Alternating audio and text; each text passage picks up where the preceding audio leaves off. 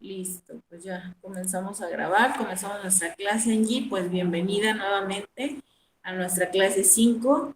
El día de hoy pues corresponde seguir trabajando este, lo relacionado a la unidad 2. Ahí tenemos nuestro organigrama. Hoy te llevas igual, de igual manera pues algunas tareas, no son complicadas, simplemente es investigar el modelo educativo actual de nuestro país, no menor a 2 cuartillas. Y otra tarea es leer el artículo, ahí te incluye el link, y realizar un análisis crítico no menor a 1 cuartilla. Muy bien, pues como seguimos trabajando en nuestra unidad 2, ayer era pues identificar nuestra clase 4, identificar el concepto de teoría curricular y las diferentes propuestas de teoría curricular. El día de hoy pues comprende trabajar una definición general de modelos y también pues los tipos de modelos, ¿no? Por eso te dije, pon mucha atención en los autores, porque de esos autores pues vamos a platicar en la siguiente clase. Si bien hablar de un modelo, pues nos indica hablar de un bosquejo que va a representar algo real o de cierta manera algo que está preciso. Ajá. Es decir, como una forma a seguir, ¿sale? Que ese sujeto o que ese objeto tenga todas las características que necesitamos y por ende sea un modelo. Es decir, tiene que contener como que todo el panorama de la realidad. Hablando de educación, un modelo tendría que ser un sistema que pueda ser aplicado en cualquier contexto y también pues ese sistema que tenga características que exactamente la población necesita, como hablar de calidad educativa, cobertura educativa, ética educativa, todo ese tipo de características que nosotros identificamos y decimos, ¿sabes qué? Este tipo de cosas necesita nuestro sistema educativo. Entonces, hablar de un modelo, pues se va a referir a ese sistema complejo que va a permitir, pues, describir, explicar y comprender, obviamente, mejor la realidad. Por eso es que de ahí viene esa famosísima palabra de es un modelo a seguir, porque un modelo va a ser ese ejemplo por la manera tan completa en la cual pues se constituye. ¿Sale? Entonces, eso es en sí una definición de modelo en un aspecto general, pero como estamos en educación, vamos a tener que hablar de modelos pues curriculares o modelos educativos. Ya identificamos que el currículum pues es una propuesta de acción en el proceso de enseñanza-aprendizaje. Este tiene que ser dinámico, este tiene que ser flexible, etcétera. Ya identificamos varios elementos del currículum, pero ahora vamos a identificar cuáles son los modelos ya establecidos en el aspecto curricular. ¿Sale? La clase pasada, pues identificamos cuáles eran las propuestas de las teorías curriculares, pero ya como constitución, como un modelo, ya como sistema para que tú lo retomes, pues vamos a checar el día de hoy algunas. En este caso tenemos ahí el modelo de Tyler. Si mal no recordamos, en nuestra clase pasada hablamos de Tyler, ¿no? De su concepción curricular. Entonces, antes de continuar con el modelo de Tyler, yo te quiero preguntar a ti, Angie, ¿cuál fue lo más rescatable de la propuesta curricular de Tyler que tengas por ahí en tus apuntes?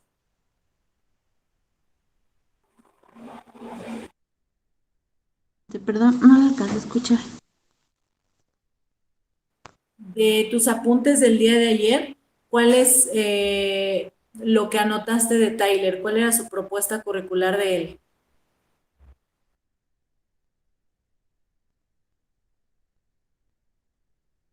Él nos mencionaba que el currículo abarca más que nada las experiencias y de ahí se va a basar en los aprendizajes planeadas.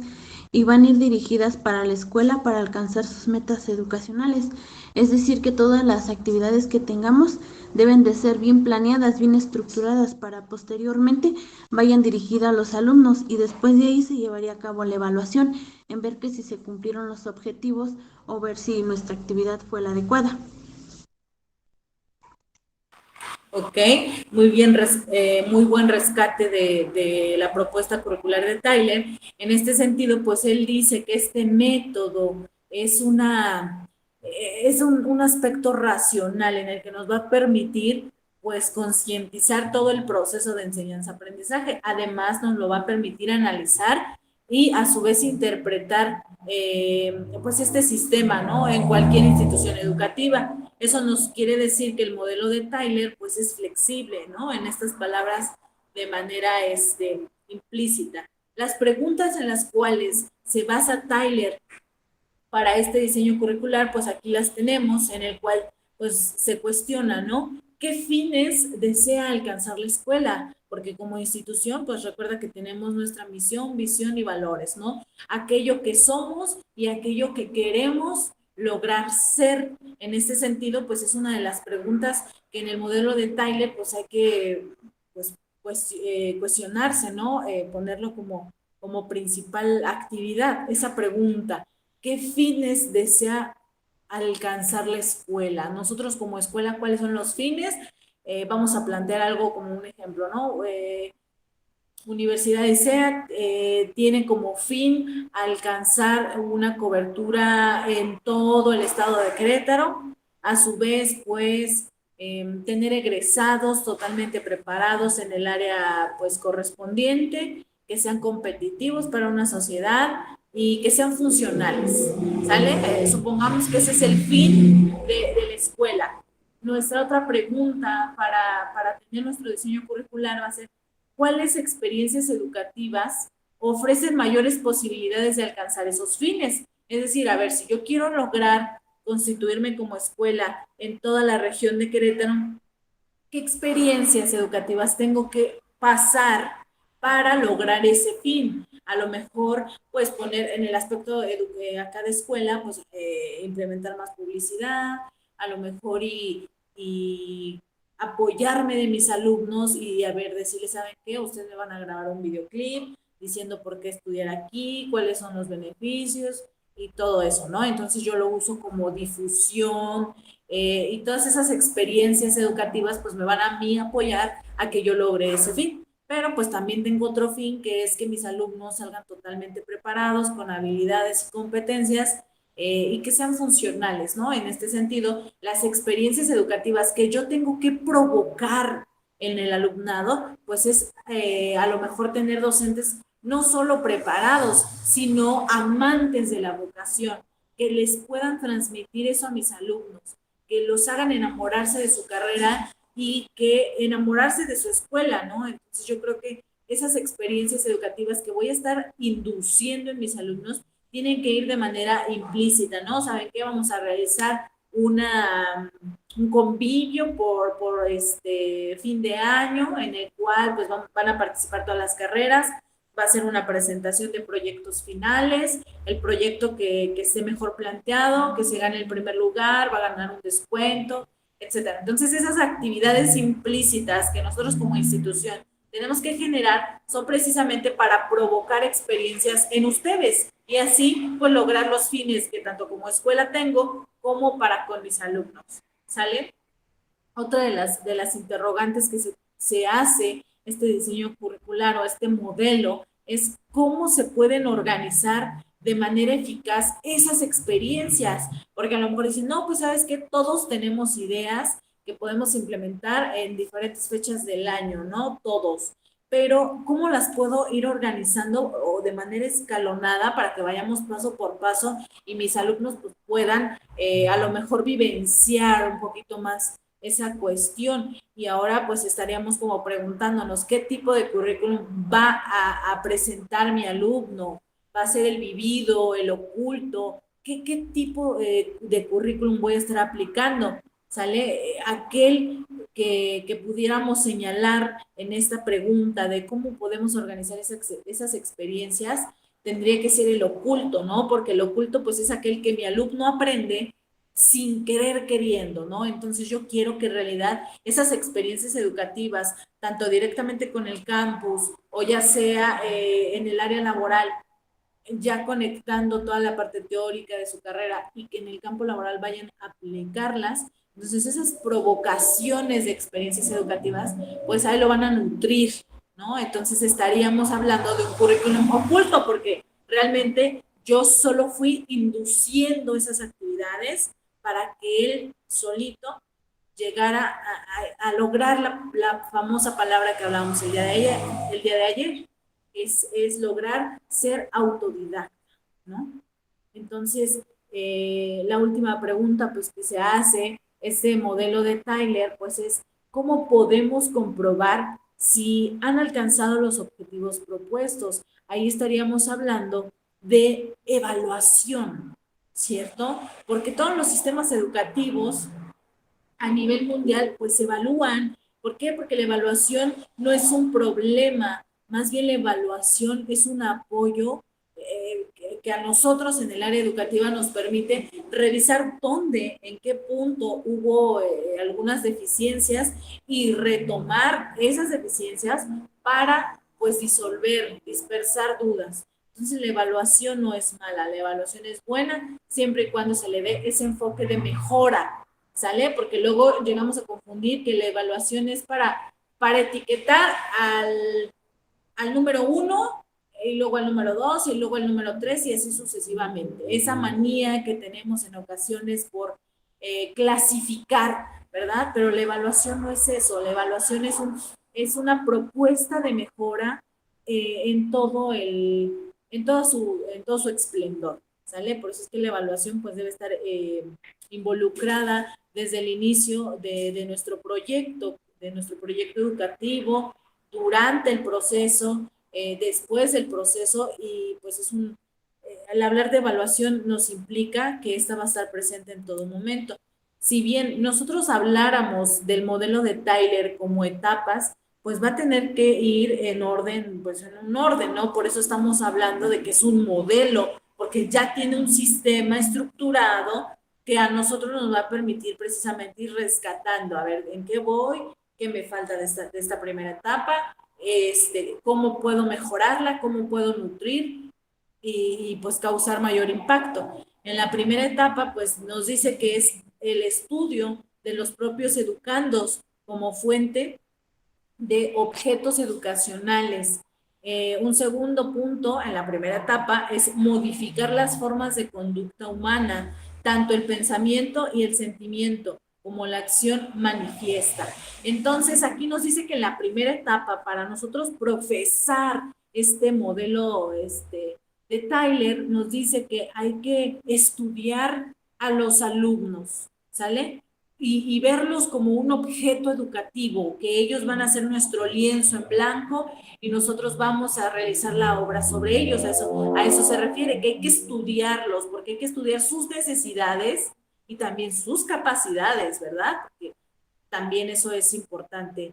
Y en este sentido de modificar la conducta humana, pareciera que estamos hablando de la disciplina pedagógica conductista. Sin embargo, pudiéramos rescatar esa parte en un aspecto un poco más positivo y no señalando como tal cual conductismo, sino retomar esa parte humana que todos tenemos, esa parte humanística y la parte cognitiva, hacer una mezcolanza y que ambas funcionen, porque en ocasiones dicen que el cerebro piensa mejor si tú te pones frío ante las demás personas, y realmente hay que hacer una mezcolanza de tu humanismo, es decir, tus comportamientos sociales, tu conducta humana, como de tu acción cognitiva, ¿no? Entonces hay que hacer como que ese conjunto, y yo desde de mi propia experiencia te puedo decir que eso es como lo más conveniente, que tú puedas estar en una balanza y puedas mezclar tu ética personal con tu ética profesional.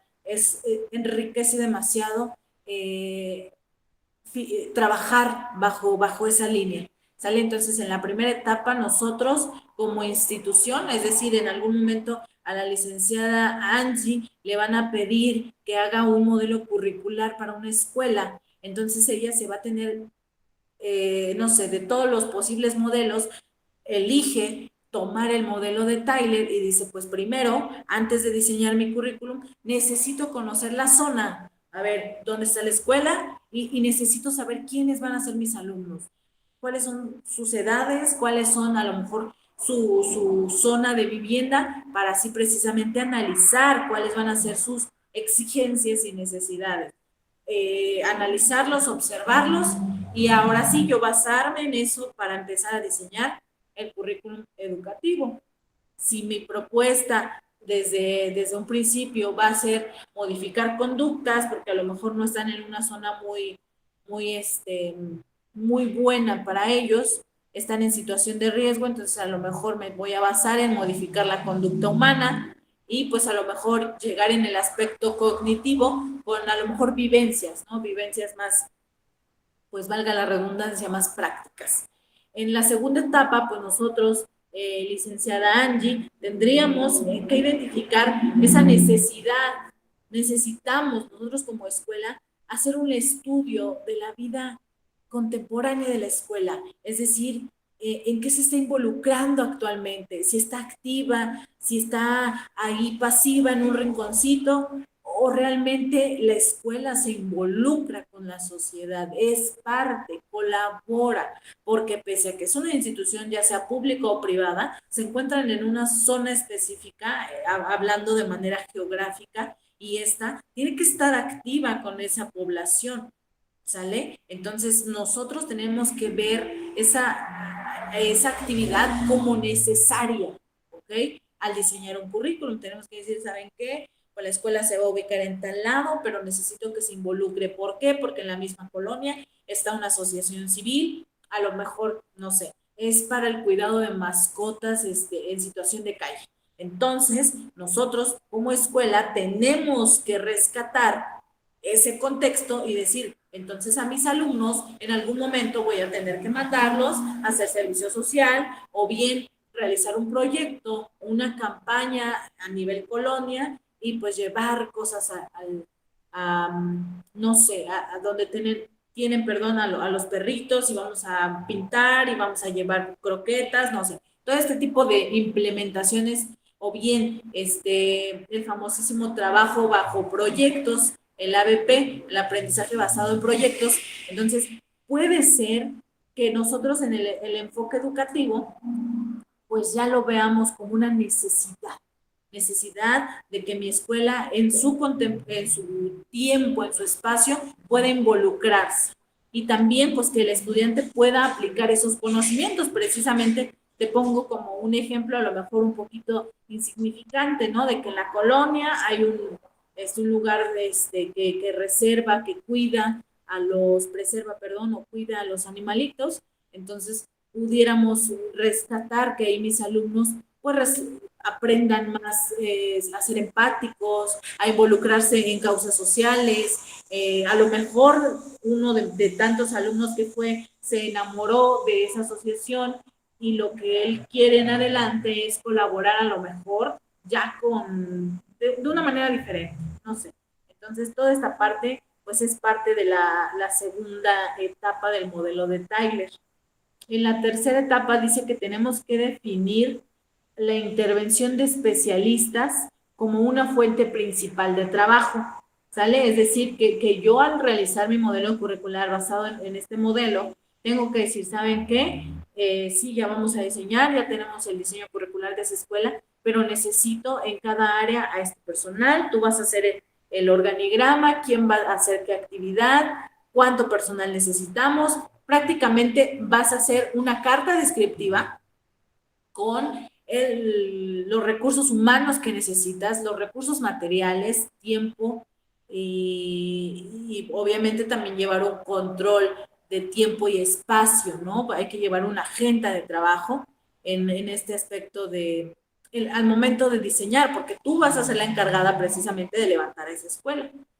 Y ya que pues dice que es importante para sugerir los objetivos en las distintas asignaturas de la escuela, porque pues una escuela se tiene que constituir de cualquier nivel, ya tenga que ser por área, tenga que ser por actividades artísticas, no sé. Entonces, todo esto tiene que ver con ese sentido. En nuestra cuarta etapa, dice que esta la constituye el papel de la filosofía en la selección de los objetivos, el papel de la psicología del aprendizaje en la selección de los objetivos. Entonces, nos está diciendo la cuarta etapa que hay que tomar en cuenta las materias de filosofía y psicología para diseñar pues nuestro modelo curricular, porque hay que tomar en cuenta cuál va a ser la filosofía educativa para yo poder impulsarle eso a mis alumnos, que ellos se, se conecten tanto con mi escuela que ellos solitos puedan construir una propia comunidad estudiantil. Por eso es que siempre en las escuelas allí se habla de una comunidad estudiantil. Se refiere a esa característica que los propios alumnos juntan, que los propios alumnos conforman, que ellos se sienten parte de una comunidad. Y en el aspecto de psicología, pues hay que replantear o tendríamos que utilizarla para replantear nuestros objetivos de aprendizaje, cómo, cuándo y en dónde, ¿no? Esas famosísimas preguntas. La quinta etapa del modelo dice que hay que seleccionar y orientar las actividades de aprendizaje, organizar los objetivos para seleccionar y orientar las actividades de aprendizaje. Entonces, primero es seleccionar las actividades de aprendizaje y después es organizarlas. ¿Sabes qué? Mi escuela va a ser a nivel superior, va a ser una universidad, entonces yo voy a tener actividades de aprendizaje, bueno, enfocadas en carreras, solo voy a tener 3 carreras, va a ser ciencias de la educación, va a ser psicología y va a ser gastronomía, ¿no? Esas 3 carreras. Ya tengo la selección de mis actividades de aprendizaje, pero ahora necesito organizar los objetivos de mis actividades de aprendizaje, como lo son pues las carreras, objetivo de ciencias, objetivo de psicología y objetivo de gastronomía, para que al final yo pueda hacer una comparativa y también una similitud, ver dónde estas 3 carreras pueden conectar, a lo mejor no en materias, pero a lo mejor en proyectos transversales sí. Entonces está como que ahí interesante, supongamos que en algún momento nuestra escuela pues tuviera esas 3 carreras, tendríamos que realizar, no sé, como proyecto final de cuatrimestre, los alumnos tendrán que realizar un curso de verano, ¿no? Entonces, ¿cómo colaboraría los de ciencias de la educación? A lo mejor ellos diseñando las actividades, el, los de psicología a lo mejor dándoles un seguimiento de manera más especializada, podríamos decirlo, si no se identifica que algún alumno no le gusta participar, no le gusta convivir o riñe mucho con sus compañeritos, entonces tendríamos el apoyo de psicología también para el diseño de material didáctico, ¿por qué no? Porque aunque los de ciencias pudieran tener como que esa posibilidad más fácil o se les facilitara más, los de psicología también se pueden involucrar. Hablando de gastronomía, a lo mejor ellos van a decir, ¿sabes qué? Ciencias de la educación, al diseñar tú las actividades, a mí tómame en cuenta para que yo en un día del curso de verano pueda darles un curso de repostería para niños, ¿no? Entonces los ponen a hacer cupcakes, que pizza, no sé. Entonces, el seleccionar actividades de aprendizaje, darle un enfoque y a su vez organizar, orientar hacia un mismo objetivo, pues está involucrado en la quinta etapa de este modelo de Taylor. ¿Sale? La sexta etapa tiene que ver con la forma de organizar estas actividades de aprendizaje, pero ya no solamente como la quinta, sino que este aprendizaje sea efectivo. Aquí no lo marca como que sea un aprendizaje efectivo, pero pudiéramos trasladarlo a que se vuelva un aprendizaje significativo. ¿Qué tipo de currículum estaríamos trabajando? Pues el currículum vivido o el real, ¿sale?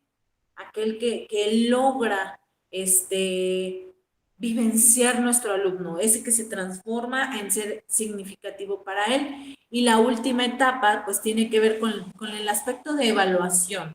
Pero hay que evaluar, aquí Tyler nos dice que hay que evaluar la eficacia de esas actividades, es decir, si realmente son funcionales y si no, depurarlas. Poner criterios que me van a permitir, pues ahora sí, medir, evaluar, estandarizar, medir y decir, ¿sabes qué? Estas 3 actividades funcionan, estas otras no, depúralas o, ¿sabes qué? No están tan mal, pero hay que hacerles reestructuración, ¿no?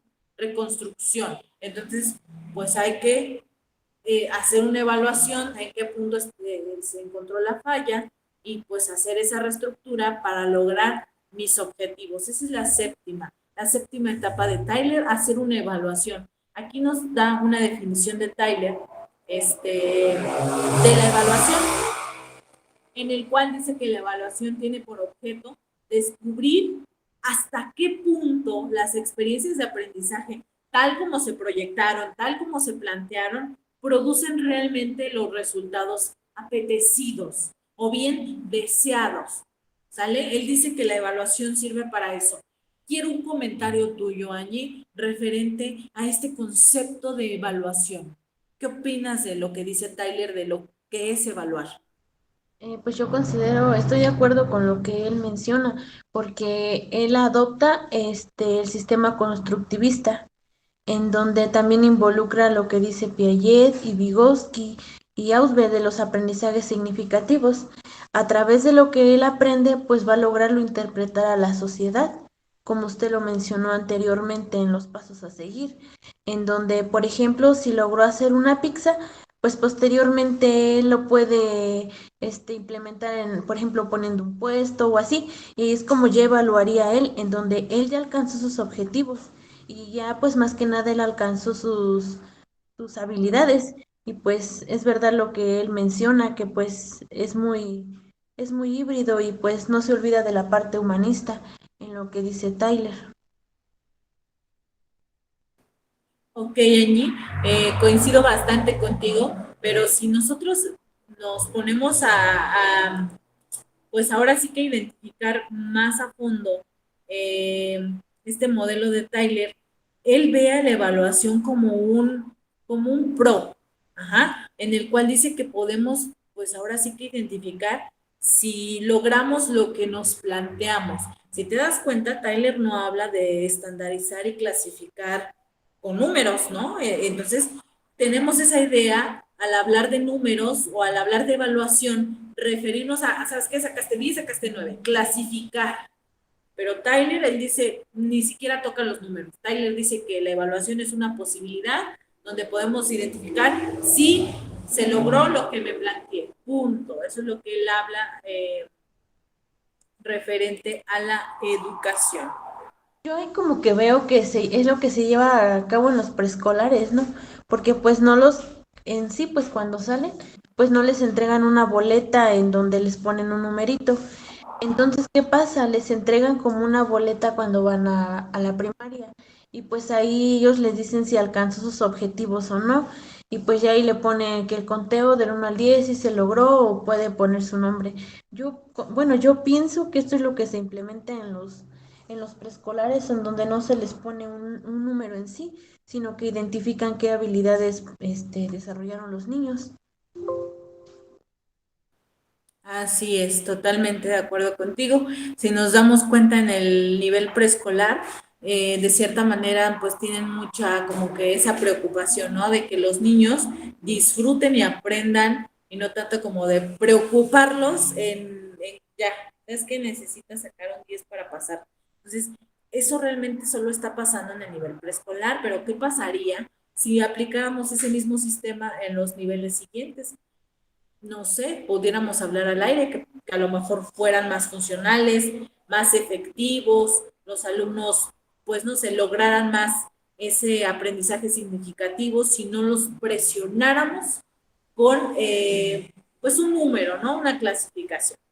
Entonces Es, está como para sí, pensarle ahí. sí, porque de hecho el profe de legislación educativa me dejó ver un video en el que, de hecho lo estaba viendo hace rato, decía cómo sobrevivir a un sistema educativo en donde él nos mencionaba que una de sus hijas, ella aprendía en lo plástico. Entonces, cuando él iba en Estados Unidos a la escuela, su niña, le dolía mucho el estómago, en donde ya el estrés era al máximo y pues la maestra la etiquetaba en decir, pues tú no sabes matemáticas. Y la niña empezó a sufrir, pues sí, le dolía el estómago. Entonces llevaron a la niña al doctor y le decían que tenía cáncer. Entonces le hicieron más estudios y donde se dieron cuenta que el sistema educativo estaba fallando, en donde se preocupaba nada más por un número y la niña no aprendía matemáticas. Entonces fueron a otra escuela que podría decirse de menos prestigio, ella una particular. Entonces se cambiaron de domicilio y la maestra pues se dio cuenta que la niña aprendía de otra manera y decía en el video que cómo sobrevivir al sistema educativo hay que hay que sobrevivir a él en, por ejemplo, en aprender para la vida, en donde muchas veces pues se preocupan, en el video decía como por ejemplo memorizar, memorizar y dejaban a un lado cómo se sentía el alumno y de verdad si era lo que a él le interesaba, porque decía en el video el papá. Se llama T. Kearney, es un autor, escritor en Estados Unidos, y nos decía que, por ejemplo, ¿de qué le sirve a él repetir el trinomio cuadrado si no lo va a estudiar en la vida? Tal vez lo lleve a cabo, pero los maestros te presionan tanto que pues muchas veces no aprendes o lo aprendes inconscientemente para aplicarlo a un examen y después se te olvida. Pero por eso fue lo que lo interpreto como el video que lo vi en mi otra materia. Totalmente de acuerdo. Y mira qué triste es la realidad, ¿no? Que tengamos que, pues, sobrevivir a nuestro sistema educativo cuando tendría que ser como que al revés, ¿no? Nos tendría como que apoyar o impulsar. Pero pues bueno, está como para reflexionar mucho y a nosotros como licenciados en educación, Angie, es una tarea, pero en serio, incansable del día a día. Nosotros hay que estar, pues en constante revisión de qué es lo que está pasando con el sistema, cuáles son sus puntos de mejora, cuáles son sus debilidades, no sé, todo este tipo de cuestiones hay que tomarlas en cuenta nosotros como profesionales en educación. Muy bien. Vamos con un modelo que a mí en lo particular pues me agrada bastante, que es el modelo de Hilda Taba, que a Hilda Taba ya la trabajamos la clase pasada, perdón, pero vamos a hablar ya de su modelo, ya constituido. Ella pues tiene ciertos pasos a seguir, igual que Tyler. Ella tiene 7 pasos también, pero ella divide por criterios al momento de la elaboración de un currículum. ¿Ok? Entonces el modelo de Hilda Taba nos dice que para elaborar la teoría curricular, ella planteaba que se debe basar, ojo, en la sociedad, la cultura, el aprendizaje y obviamente el contenido que se va a trabajar de manera oficial vinculado a un aspecto teórico y práctico. O sea, ella está involucrando diferentes agentes educativos, tanto lo social como lo, podríamos decir que lo cultural es como lo que te arraigan desde niño, ¿no? Porque la cultura la tenemos gracias a que somos parte de una sociedad que tiene diferentes formas de pensar, donde existe diversidad referente a las formas de actuar, de vestir, de comportarse, lo cual permite pues que tengamos una cultura muy nutrida y muy diversa. Entonces, esta parte de ella me fascina demasiado, como es que dice que para elaborar un currículum es necesario pues basarnos en esos términos, sociedad, cultura, aprendizaje y contenido. ¿Sale? Ella, basada en una teoría coherente para diseñar el currículum, plantea que esta teoría debe definir los problemas en los que se va a sustentar y además elaborar un sistema de conceptos que deben emplearse para determinar su relevancia educativa. Es decir, que Taba nos dice que la teoría curricular que vamos a implementar o el modelo educativo, según su filosofía, es que los problemas que nosotros queremos resolver con ese modelo educativo tienen que estar ahí definidos en el currículum. Si nosotros queremos combatir el rezago educativo, nuestro currículum tiene que tener actividades o experiencias que tengan que ver con, no sé, apoyar a ciertas zonas marginadas para que no exista ese rezago educativo.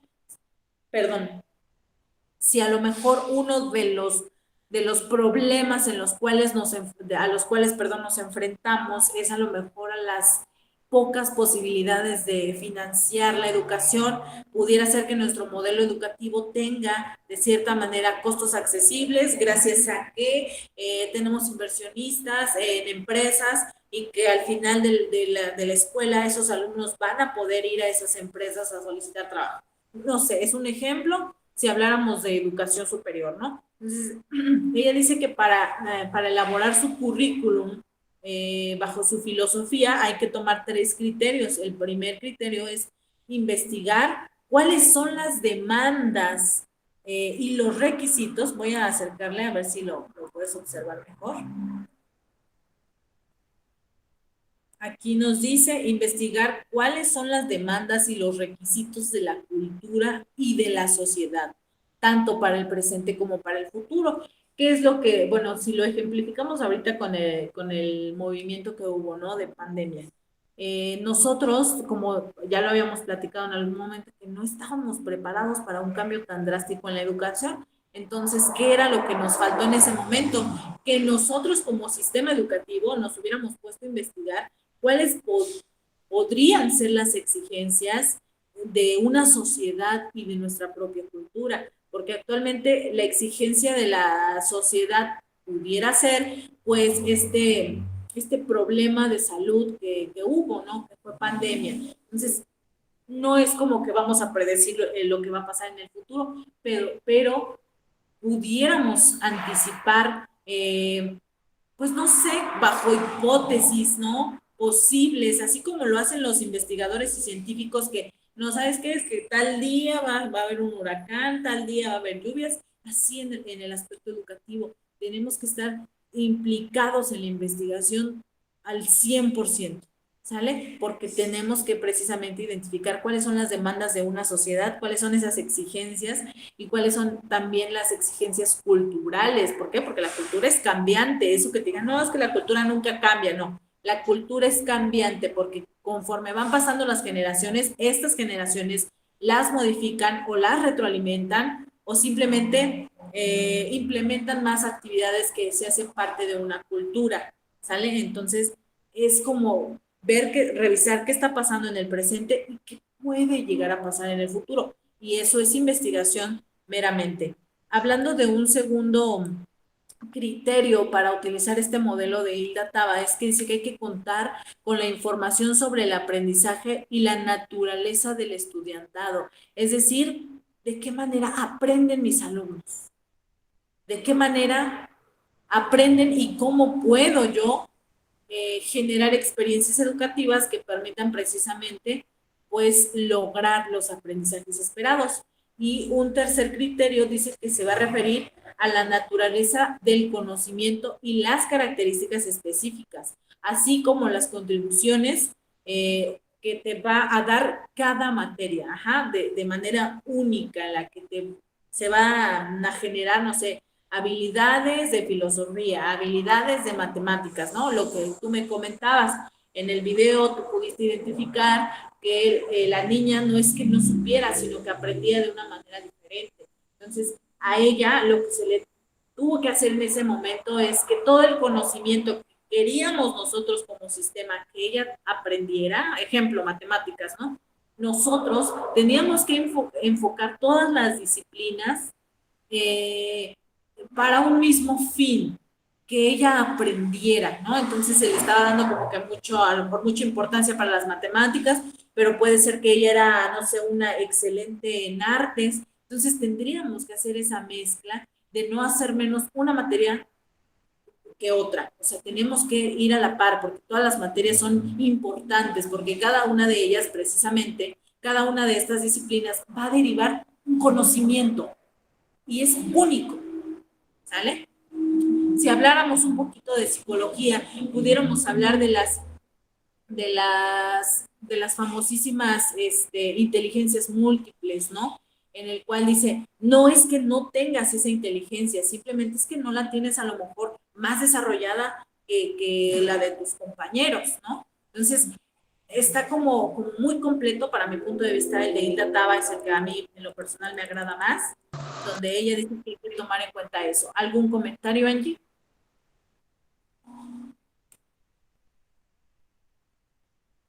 ¿Ninguno? Muy bien. Pues mira, estos 7 pasos que Hilda Taba nos da es para elaborar precisamente un currículum.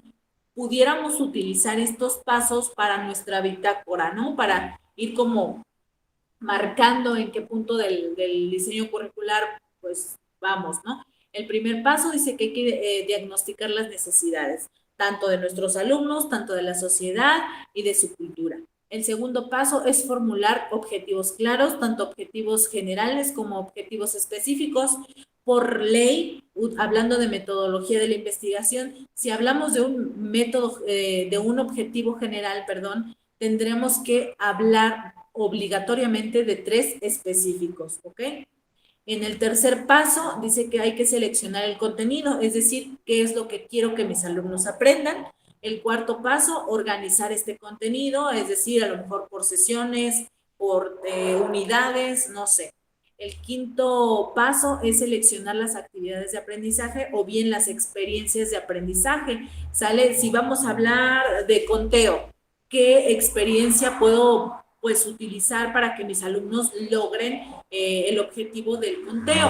A lo mejor estoy en el nivel preescolar. Entonces, el objetivo de la materia es que los alumnos de primer grado de preescolar puedan identificar los números del 1 al 10 de manera física, es decir, así contando cositas del 1 al 10, pero también con número, que ya sepan relacionar la cantidad con el símbolo. Ese a lo mejor es el objetivo del conteo, ¿no? Es un ejemplo.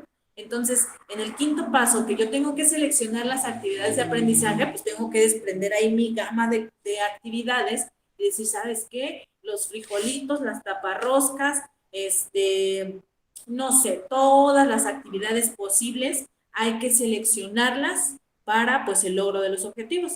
El sexto paso es organizar precisamente ya las actividades que tú elegiste.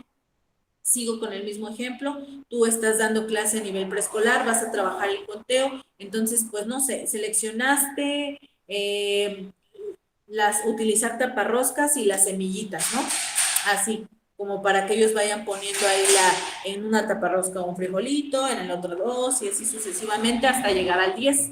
Esa es tu primera actividad, pero tu segunda actividad es salir al patio y jugar al avioncito. ¿Por qué? Porque en el avioncito viene del número 1 al 10. Entonces, vamos a organizar precisamente en el sexto paso las actividades de aprendizaje. ¿Qué será más conveniente? Primero que me identifiquen en cantidades, no sé, a lo mejor en materiales un poco más pequeños o que se vayan a jugar. Entonces, tú como maestra o como licenciada en educación, tienes que identificar qué actividad puede funcionar mejor. Una después, cómo se va a llevar la organización. Y en el séptimo paso, en el último, dice que hay que determinar lo que se va a evaluar, pero también de qué manera y qué medios voy a utilizar para hacerlo. Sale a lo mejor la maestra Angie va a trabajar el conteo, ¿sale? Pero ya en el séptimo paso que tiene que evaluar, va a decir, a ver, maestra Angie, ¿de qué manera va a evaluar?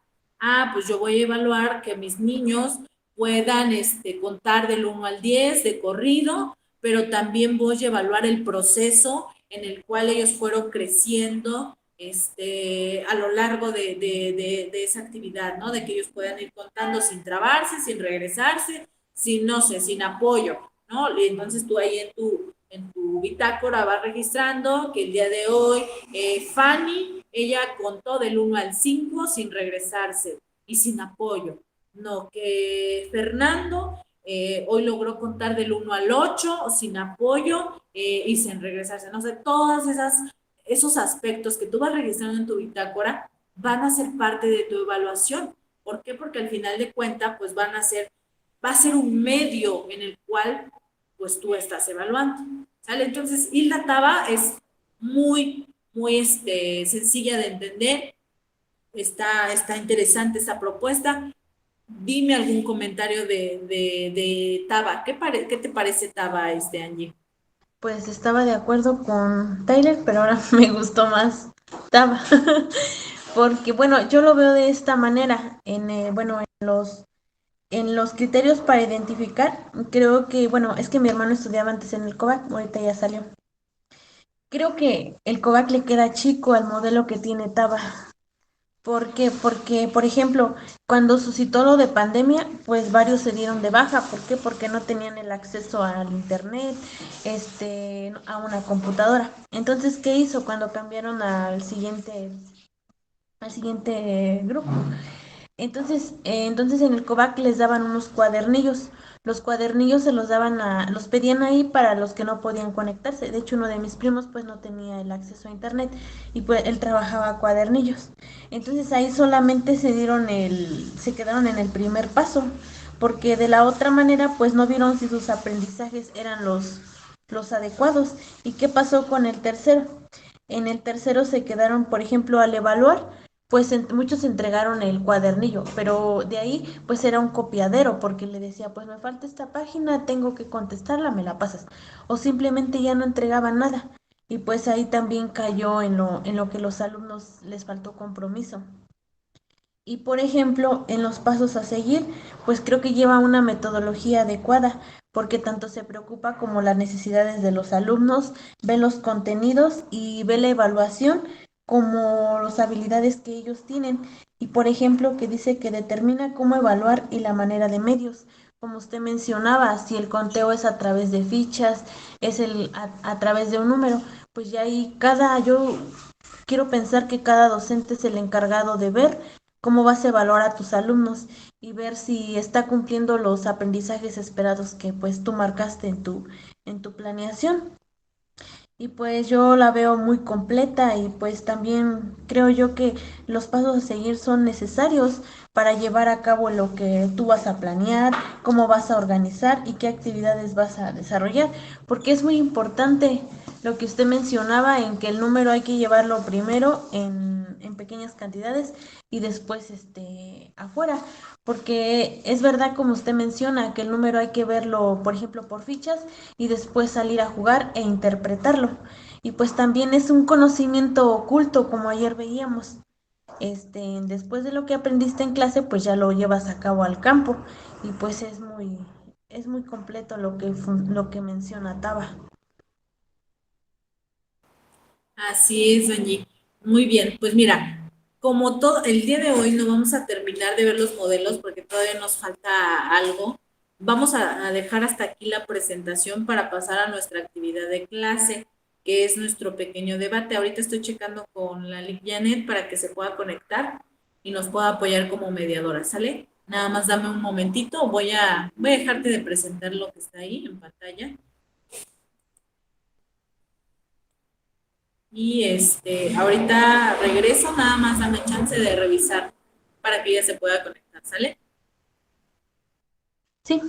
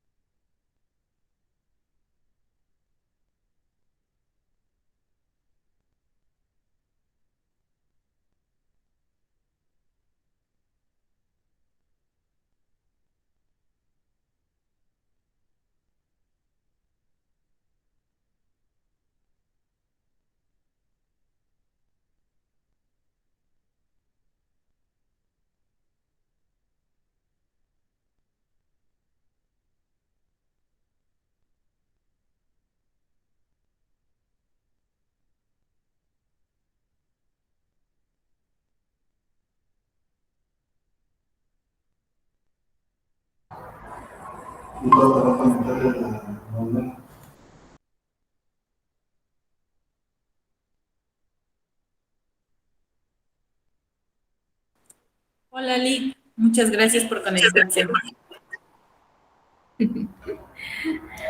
Hola, ¿qué tal? Muy bien, pues Angie ya está aquí con nosotros, la Lick Janet, va a apoyarnos a nuestra actividad de clase, ya para terminar pues la del día de hoy. Nuestra actividad, Lick, va a ser pues un debate en el cual la maestra Angie está a favor y defensa de todas de todas las teorías curriculares que vamos a revisar el día de hoy, y yo voy a hacer la contra, ¿ok? Entonces, nos va a dar turnos de 1 minuto para defender, en el caso de la maestra Angie, cada teoría, y en mi caso, igual, 1 minuto para dar mis argumentos en contra de la teoría.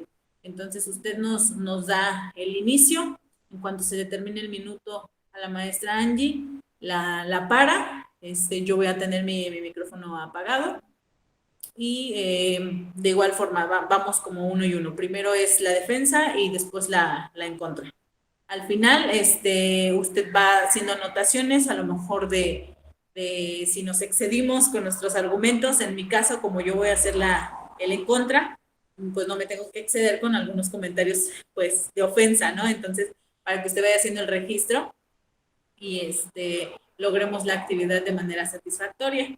Si gusta igual decir al final algún comentario, tanto de la defensa como el en contra, serán bien recibidos.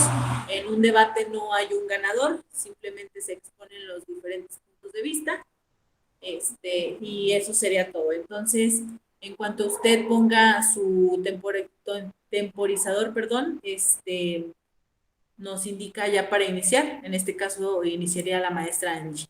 Yo apago mi micrófono. Gracias.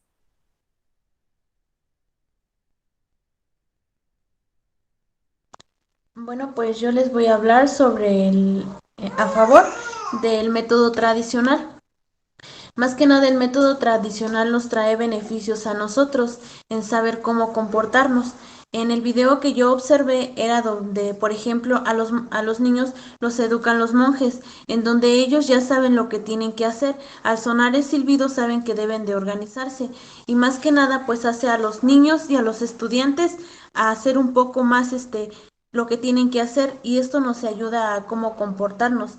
De igual manera, la educación tradicional es indispensable porque la llevamos desde casa. Por ejemplo, sabemos que cuando tocan la puerta debemos de ir a ver, o de igual manera aprendemos, por ejemplo, a comer.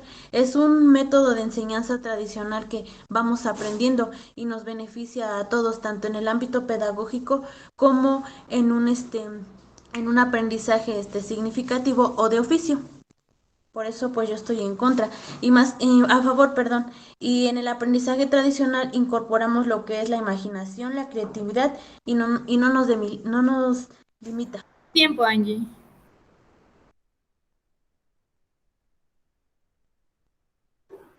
Listo, profe.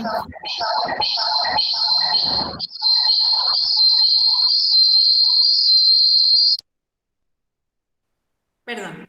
Retomo, pues yo estoy en contra de la educación tradicional, ya que en esta se ve al maestro como el experto, el que lo sabe todo, y eso es mentira. El maestro puede equivocarse en cualquier momento o no saber dar una respuesta, ya que en ocasiones tiende a ser un mal transmisor de conocimientos, porque los conocimientos no se transmiten, los conocimientos se comparten. Entonces, este modelo tradicional pues es totalmente pues falso. En este caso yo tengo un argumento en que la cantidad de alumnos en ocasiones es en exceso a las posibilidades que tiene un profesor para cubrir esa clase. A veces tenemos clases que tienen 50 alumnos y un docente no es suficiente. Entonces la escuela tradicional no logra cubrir un término que actualmente que se implementa a partir del 2012, que fue el concepto de calidad educativa. En este modelo tradicional de educación, al alumno se le ve como pasivo. Entonces, pues, le Tiempo, veo muchas profe. complicaciones. Gracias. Adelante, Angie. El siguiente modelo es el aprendizaje solidario. Yo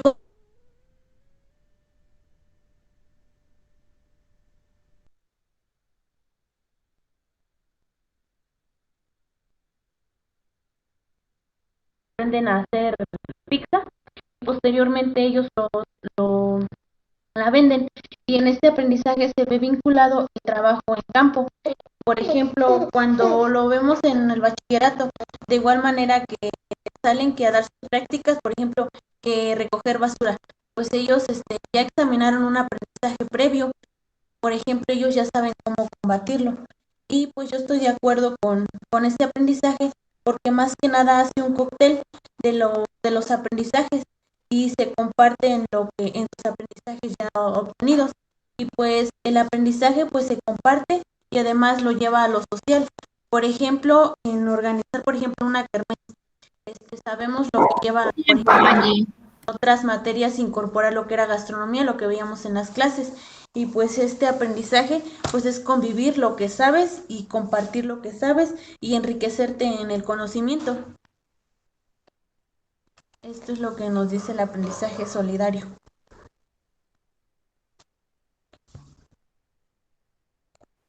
Muy bien, pues yo retomo y yo considero que el aprendizaje experimental o experiencial pues no es muy funcional, ya que prácticamente no se les deja experimentar a los alumnos. En ocasiones las escuelas ni siquiera están equipadas para realizar prácticas de campo o prácticas de laboratorio. El aprendizaje experiencial simplemente es como una, no sé, una pérdida de tiempo. El alumno lo ve como de, pues clase libre, vamos a entrar al laboratorio, y realmente no lo ve como con los fines, pues curriculares que deberían de ser. Además, este método pues es un poco lento porque hace perder mucho tiempo a los alumnos en estar observando, analizando y llegar como a una síntesis o análisis, ¿no? Entonces, yo lo veo como en pérdida de tiempo. Realmente en ocasiones lo que se experimenta no se lleva a la práctica, simplemente es como de, lo experimenté, pero ¿qué crees? Que fue falso, entonces ya no hago otro experimento, me quedo con lo que se quedó y ya.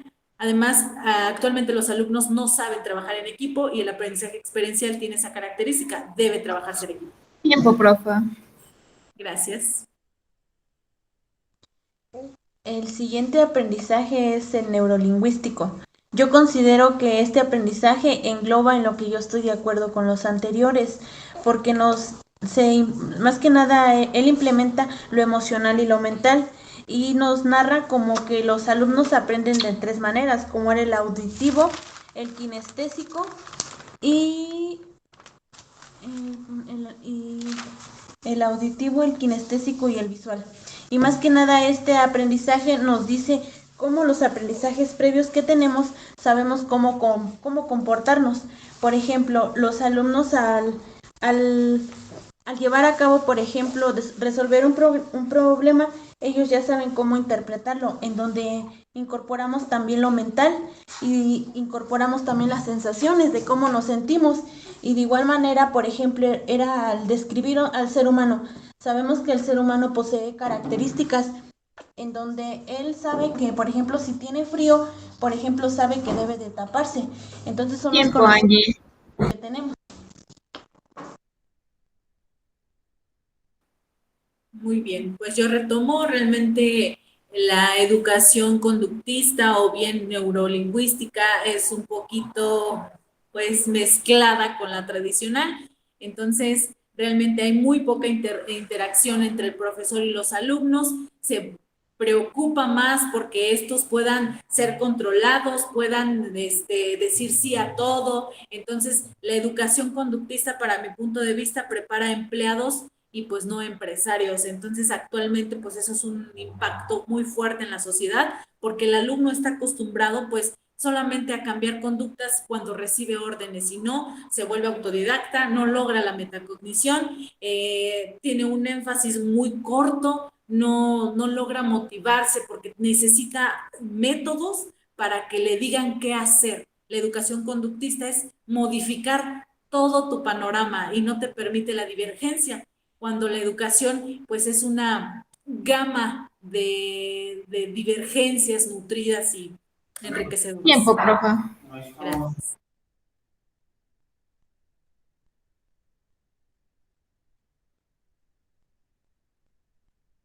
El siguiente es lo constructivista. Yo considero que es un método pedagógico adecuado. ¿Por qué? Porque lleva a la construcción de conocimientos de la persona. Además, lleva interpretado los conocimientos que ya posee y los puede interpretar en el contexto. En este método se basan los autores como son Vygotsky, Ausubel y Piaget, en donde todos los aprendizajes previos los vamos a poner en práctica. Yo considero que es el adecuado. ¿Por qué? Porque en este método se lleva a cabo, involucra más que nada la armonía y van vinculados al conocimiento y lo podemos trabajar también con las TICs en el ámbito educativo. Por ejemplo, los alumnos exploran la naturaleza, eso lo podemos incorporar o lo podemos seleccionar, por ejemplo, llevarlo a cabo en biología, llevar a cabo en ética y valores, en cómo trabajar en equipo. Por eso yo considero que el constructivismo es necesario para llevarlo a cabo en las aulas. De igual manera, el sujeto interactúa tanto con su medio, Tiempo, con Angie. el medio. Muy bien, retomo. Pues yo considero que el constructivismo realmente es una desventaja, ya que los alumnos no logran comprender que el conocimiento no se crea, sino se va construyendo, o sea, eso es muy subjetivo para el alumno y pues el docente va perdiendo su papel, pues que es el más importante porque el docente es el guía que va a facilitar los conocimientos y el constructivismo dice que no, que el alumno ya no necesita al docente para que lo guíe, sino que pues va perdiendo como su papel principal, dificulta una organización como central al momento de evaluar cómo le van a hacer los maestros, ¿no? Entonces el constructivismo para mí pues dificulta mucho el proceso de enseñanza-aprendizaje. Hay muchas actividades que diseñar y pues es imposible para lograr los objetivos porque hay muchos alumnos, hay diferentes ideas, diferentes conceptos. Para mí, unificar un solo conocimiento es lo correcto y el constructivismo pues permite como que el que cada alumno quiera y haga y deshaga y entonces pues no le veo como Tiempo, mucha profe. utilidad. Gracias.